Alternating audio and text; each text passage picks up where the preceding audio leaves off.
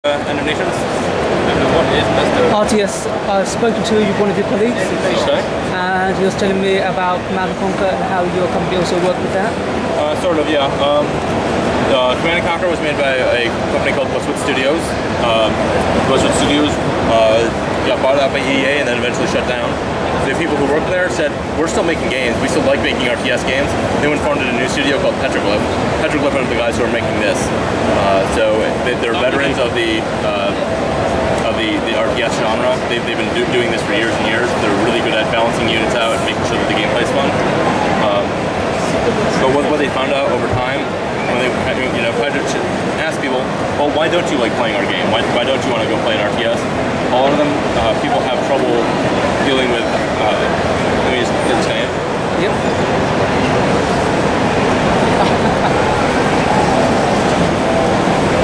There you go, that'll get you in game. A lot of people have trouble splitting their focus between just between you have your base and then you have all your units all over the place, and especially when you have like, 2 or 3 groups of like 30 units all over the place, it's really hard to remember, okay, who's where, by the time you get back to a group, oh, it's been half destroyed and you weren't even paying attention. A lot of people have trouble doing that. Some people love it, and I wish I could do that. I personally can't. I like playing StarCraft, and I'm really, really bad at competitive play because I'll focus on my units, and then my base will get destroyed behind me by just one enemy will come in there and destroy everything. So what we have here is more tactical. World of Conflict or Dawn of War 2 are very good examples of the style of gameplay. You're gonna set up your loadout ahead of time. You bring them in, and then rather than having to build up a huge army, you just respawn the units you already have. There's no base construction, there's no resource gathering, you just have the units you dropped in with. Resources do come in over time, there is a resource system, but it just kind of flows in, and there are strategic points throughout the map that you go capture. When you capture a point, you get resources more quickly over time. You can use those resources to respawn your units. Each of them has a certain resource cost. There are special commander abilities up here. Those are used to get a very large advantage over an area, but they have a long cooldown time, so it might take 3 or 4 minutes before you can use them again. And they're going to cost, a third of your resources. They're going to cost a lot of money to get them to go off. So only use them when you have to use them? You only use them when you have to use them, and usually it's going to be, for example, down here the enemy owns this resource point. If I wanted to go and capture this resource, or head to the demo. Okay, I'm going to go to the demo. No problem. Thank you for your time. If you want to come back a little bit later, I'd be happy to. We're doing a panel upstairs as well if you want to come along. Yeah, or even a panel, it's going to be the exact same speech, just about. We're recording. Excellent. I don't even remember where we left off last time, so do you have any questions you want to add? Just question, we'll start off with, okay, End of Nations, your company was former Westwood, and it was bought out by EA. How many of your original staff are working on? I actually have no idea. I don't work for Petroglyph directly. I work for Trion Worlds. We're the publisher. We're providing a lot of the server technology and a lot of the infrastructure that will enable the game to be used. Petroglyph are the developers. They're the ones making the gameplay elements and the engine behind it. As a long-time fan of the Command & Conquer series, actually, when I found out that you had staff from that series actually working on it, I was quite ecstatic. Now, new players that see End of Nations, will you give any hints that these people used to work on your favourite game? So well, when we're sort of talking about it, in marketing terms, so that we're saying, hey, we're not coming out of nowhere. We're not some upstart company that's never made an RTS before. These are veterans of the RTS genre. And you are going to see elements. I've been told that there are elements of Command & Conquer in here. Certainly, like some of the unit designs, they're very. Granted, a tank is a tank in many ways, but apparently a lot of these kind of have a similar look. I'm often told that the super weapon concept was like in Red Alert somewhere. I personally haven't played the Command & Conquer series. I'm kind of ashamed to say that my personal genre at the time, back then, it used to be I love the more knights types of things. So I played Age of Empires 2. That was my game. I'll confess, Age of Empires 2 was my favourite game. One of my favourite games, Age of Empires 2, just because I like it. But yeah, I never got into Command & Conquer. I played some other games. I played World of Conflict, which I absolutely adore.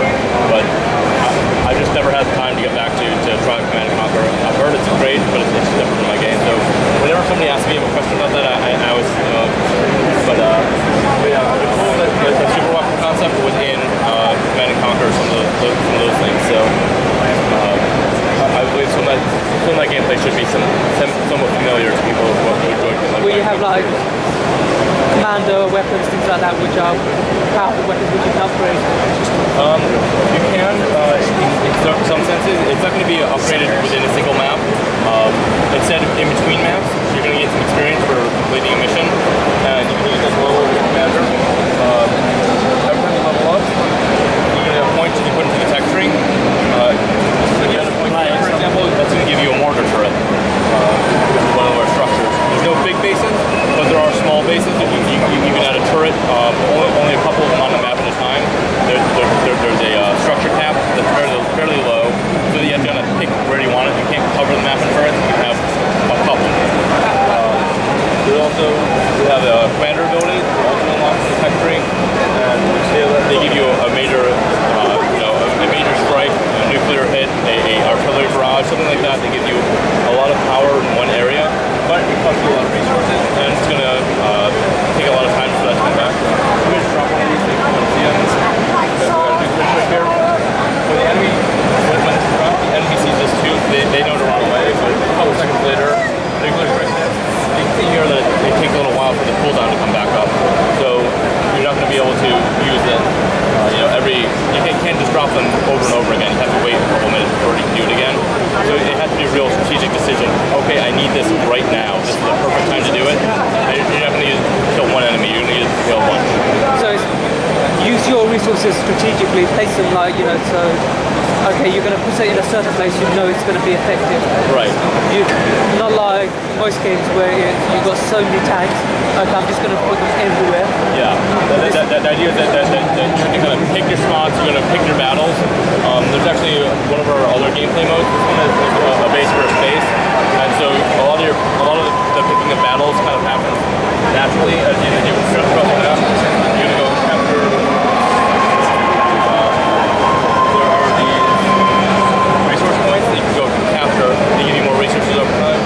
This is naturally going to be a place where people are going to congregate. These are good places to put your structures down. There's also, like right next to here, the enemy kind of comes up this way, or they have to come up this way. You might put a wall before it's here, kind of give them a choke point that blocks them off. Those are the kind of places you're going to want to refer. Other maps, you're going to want to pick your battle. There's points all over the map, and that's all the gameplay is. It's going to be capturing points for that type of battle. And in those cases, you're going to want to figure out, okay, this is where we're going to fight. Okay, we're going to retreat from that. Let them have it.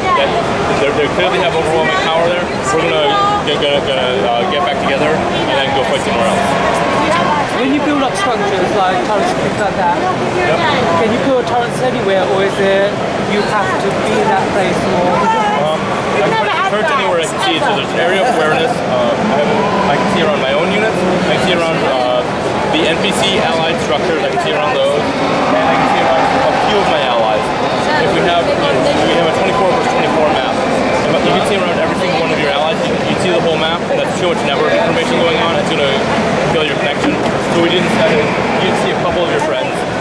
So in this map, it's supposed to be 8 versus 8. I can only see myself and one of my allies. A couple of other people are in their own map, so it should be see 4 people right now. That's the way we're working it. So see up here, I see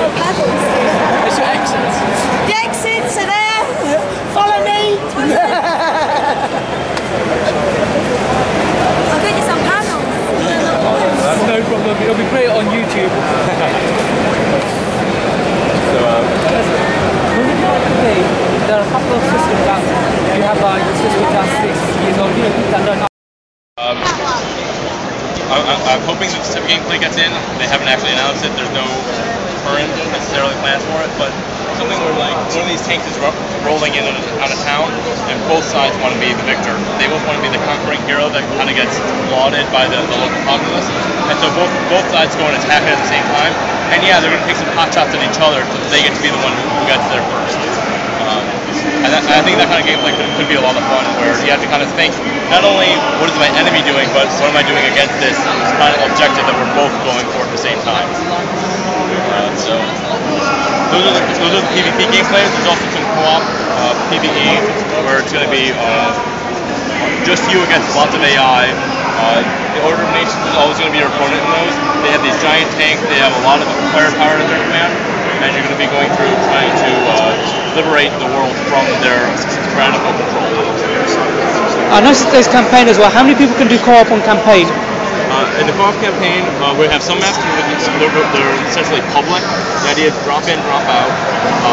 Those will have up to 50, maybe even 100 people in them, and you're all going to be doing approximately the same thing. There's going to be a tank coming in, you got to go kill it. There's going to be, you know, a satellite that has been destroyed, and you have to go collect parts before the enemy gets them. Something like that.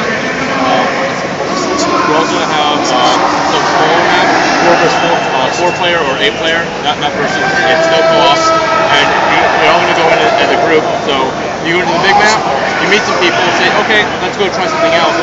You all group up, you go into your own little private map.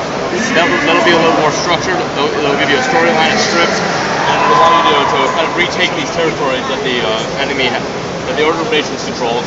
So your personal view of the world changes when that happens.